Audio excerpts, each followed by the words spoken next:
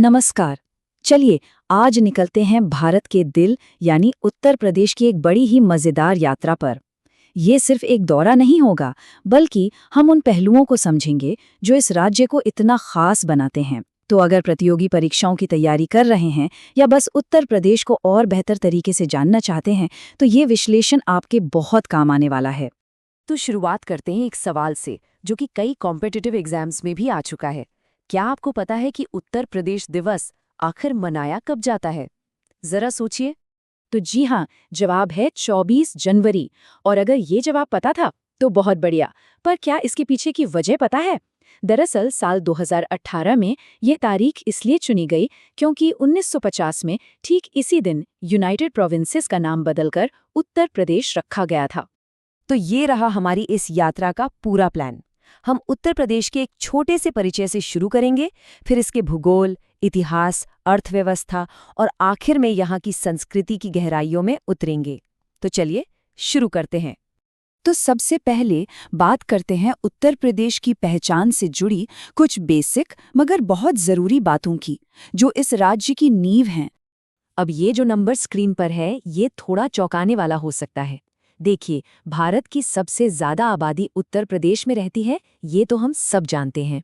पर ये राज्य देश के कुल एरिया का सिर्फ 7.33% ही कवर करता है। मतलब आप सोच सकते हैं कि यहाँ जमीन पर आबादी का दबाव कितना ज्यादा होगा। देखिए, हर राज्य की अपनी कुछ खास पहचान होती है और उत्तर प्रदेश की पहचान इन प्रतीकों में साफ झलकती है। यहाँ का राजकीय पशु है बारहसिंघा, राजकीय पक्षी है सारस-क्रेन, वृक्ष है अशोक और फूल है पलाश का। ये सिर्फ नाम नहीं है, बल्कि ये राज्य की प्राकृतिक विरासत की कहानी कहते हैं। अच्छा, तो पहचान की बात तो हो गई। अब जरा इसकी जमीन को, इसके भूगोल को थोड़ा और करीब से देखते हैं। उत्तर प्रदेश के साइज का अंदाजा लगाना हो तो बस ये देखिए। इसका जो सबसे बड़ा जिला है लखीमपुर खीरी, वो सबसे छोटे जिले यानी हापुड़ से एरिया में लगभग 11 गुना बड़ा है। ये दिखाता है कि राज्य के अंदर ही कितनी ज्यादा भौगोलिक विविधता है। अब ये जो नक्शा है ये बहुत जरूरी है, क्योंकि किसी भी जगह की ज्योग्राफी उसकी तकदीर तय करती है, और उत्तर प्रदेश की सीमाएं ही इसे उत्तर भारत का एक अहम कल्चरल और बिजनेस हब बनाती हैं। आपको पता है, उत्तर प्रदेश भारत का इकलौता ऐसा राज्य है जिसकी सीमाएं 8 राज्यों और एक केंद्र शासित प्रदेश यानी दिल्ली से मिलती हैं। ये स्ट्रैटेजिक लोकेशन ही इसे देश के लिए और भी ज्यादा महत्वपूर्ण बना देती है। ये 9 का आंकड़ा सिर्फ पड़ोसियों तक ही सीमित नहीं है। उत्तर प्रदेश के लिए ये एक और वजह से खास है। यहाँ की मिट्टी, बारिश और तापमान में इतनी वैरायटी है कि पूरे राज्य को 9 अलग-अलग कृषि जलवायु क्षेत्रों मतलब एग्रो क्लाइमेटिक जोन्स में बांटा गया है। और शायद यही वजह है कि यहाँ लगभग हर तरह की फसल उगा ली जाती है। चलिए अब जरा समय में पीछे चलते हैं और उत्तर प्रदेश के उस शानदार इतिहास पर एक नजर डालते हैं जिसने आज के इस प्रदेश को बनाया है। पूर्व का शिराज यानी शिराज ऑफ द ईस्ट, कितनी शानदार उपाधि है ना? ये उपाधि मिली थी जौनपुर शहर को।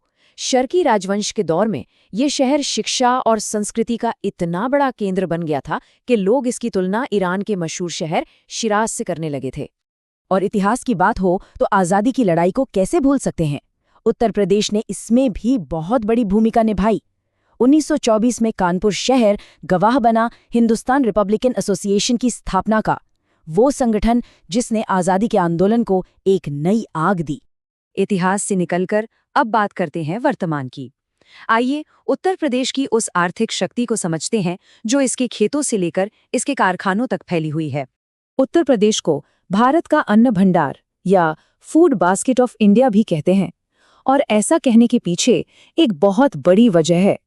ये राज्य पूरे देश में सबसे ज्यादा अनाज पैदा करता है और करोड़ों लोगों का पेट भरने में मदद करता है। लेकिन बात सिर्फ खेती की नहीं है।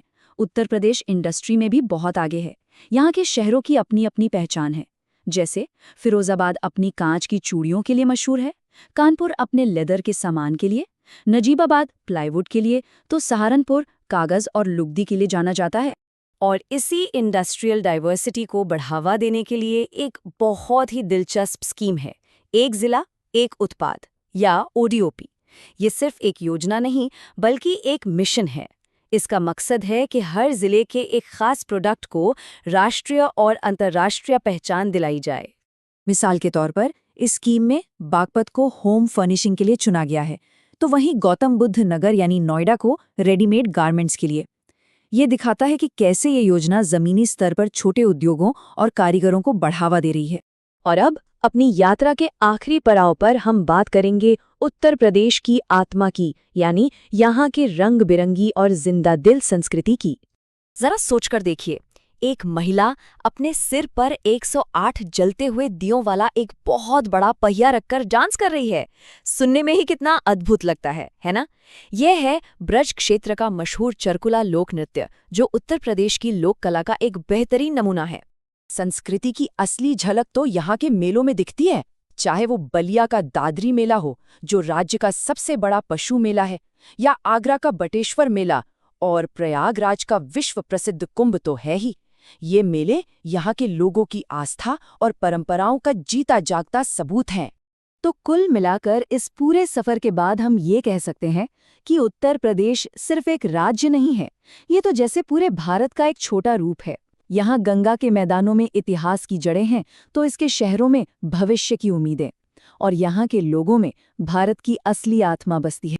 तो आखिर में एक सवाल सोचना तो बनता है कि इतनी बड़ी आबादी, इतनी अमीर विरासत और इतनी आर्थिक क्षमता के साथ उत्तर प्रदेश आगे कहाँ जाएगा? इसका अगला कदम क्या होगा? ये सवाल सिर्फ उत्तर प्रदेश के लिए नहीं, बल्कि पूरे भारत के भविष्य के लिए बहुत अहम है। इस पर सोचिएगा जरूर।